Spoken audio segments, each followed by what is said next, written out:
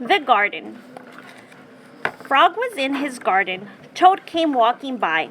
"What a fine garden you have, Frog," he said.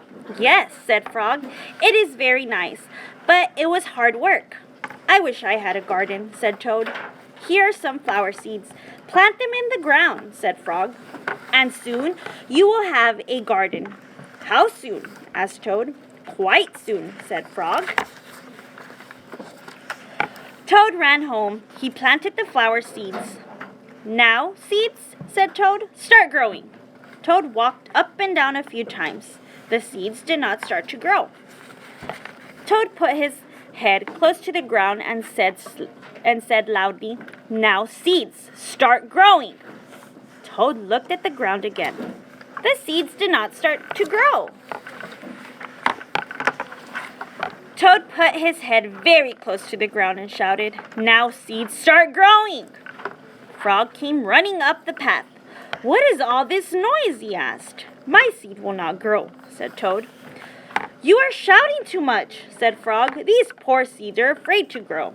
"My seeds are afraid to grow?" asked Frog. "Of course," said Frog. "Leave them alone for a few days. Let the sun shine on them. Let the rain fall on them. Soon your seeds will start to grow."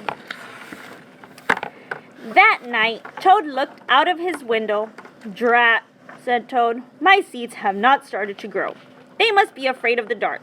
Toad went out to his garden with some candles. "I will read the seeds a story," said Toad. "Then they will not be afraid."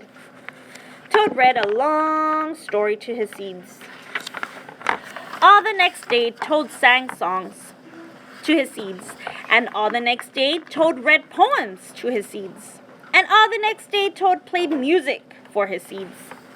Toad looked at the ground. The seeds still did not start to grow. "What shall I do?" cried Toad. "There must be the most frightened seeds in the whole world." Then Toad felt very tired and he fell asleep.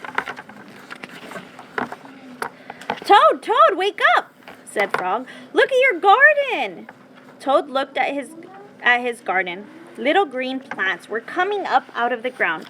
"At last," shouted Toad, "my seeds have stopped being afraid to grow. And now you will have a nice garden too," said Frog. "Yes," said Toad, "but you were right, Frog. It was very hard work."